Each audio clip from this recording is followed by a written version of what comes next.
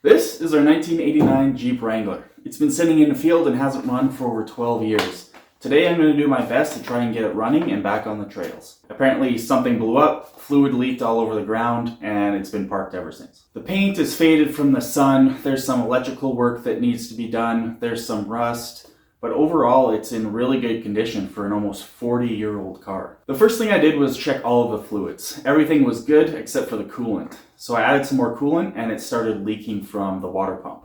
I think it's just a bad gasket, but water pumps are cheap for this car, so I just ordered a new one just in case. I also turned the engine by hand just to make sure it wasn't seized, as that could cause damage if you try to start it. I tried to start it up in the field, but there was no crank, nothing, even with a jumper pack on it, so I'm thinking there's something wrong with the starter or the wiring to the starter. Overall, I definitely think this car is savable with just a little bit of work. Before we go replacing the water pump, I'm going to take the battery out, put it on a charger. I doubt it's going to hold a charge, but maybe it'll be enough to get the car started. While I was taking off the battery, the terminals basically fell apart in my hand. They're super corroded and they'll need to be replaced at some point. I then throw the battery on the charger while we start on the water pump. I also tried to undo these seized bolts on the hold down, but I ended up snapping the whole thing in half. So, already breaking stuff. Add it to the list, I guess. I start by opening the petcock on the radiator, and that will start draining the fluid. While that's draining, I have a look in the coolant reservoir, and you can see it's pretty gross. It's got some brown sludge in there. We're going to need to drain this and flush and clean this reservoir. After the radiator is drained, I close the petcock so I won't forget later. There's likely still some coolant in the engine, but this should be enough for us to take the water pump off without spilling any coolant. The coolant is bright green, which is good. I thought it was going to be a lot dirtier and full of rust. We're still going to need to do a full cooling system flush, but this is a good sign. I remove the upper radiator hose to give me some more room to work, and then I start removing the fan, which is attached to the water pump pulley. The nuts were a little seized on there, but I managed to get it off eventually. Then I remove the lower radiator hose and spill some coolant on the floor, and now I can start removing the radiator itself. You don't necessarily need to remove the radiator to change the water pump, but I want to flush it all out anyway, and it gives you some more room to work. After removing the radiator, a bunch more of that brown, slimy gunk comes out. It kind of looks like oil got mixed in with it, but the rest of the coolant looks clean, so I think we're okay. We just need to flush this out. Now that the radiator's out, I can start removing the belts that drive the water pump.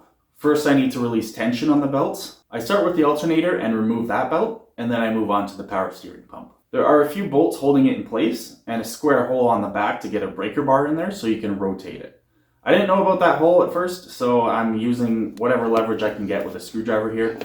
A little too much leverage. Well, shit.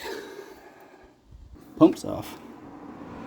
It turns out I was actually tightening the belt and not loosening it. It ended up snapping this bracket right in half. First blunder of the project, but what can you do? You live and learn. With the belts off and the radiator out of the way, I can now take the water pump off of the engine. You can see the gasket is absolutely destroyed, and for sure this is what was causing the leak. That's about all we can do for the water pump until parts arrive, but I do still want to see if we can get this thing started today. You can still start the engine without a water pump, but it won't run for long without overheating. While we wait for parts to arrive, I'm going to try to see why it's not cranking. I put a brand new battery in.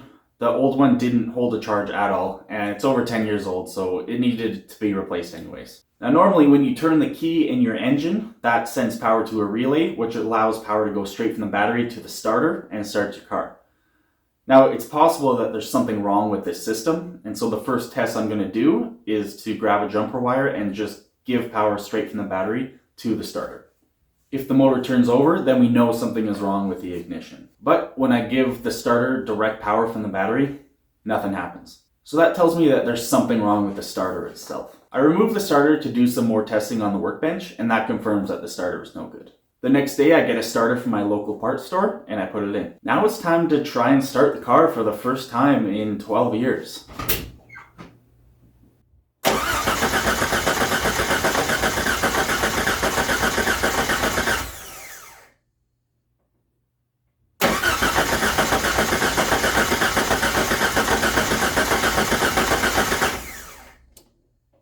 Nothing. The engine needs 4 things to run: air, spark, fuel, and compression. The first thing I check is air. So I look at the air filter It's a little dirty, but not enough to restrict airflow that much. So I remove one of the fuel lines right before the carburetor to see if the engine is getting any fuel. While I'm cranking it to see if any fuel comes out, it sounds like it wants to run. So I put the fuel line back in and I try to start it again. And what do you know?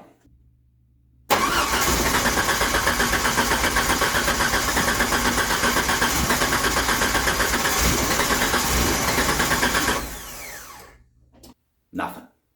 Sounds like it wants to.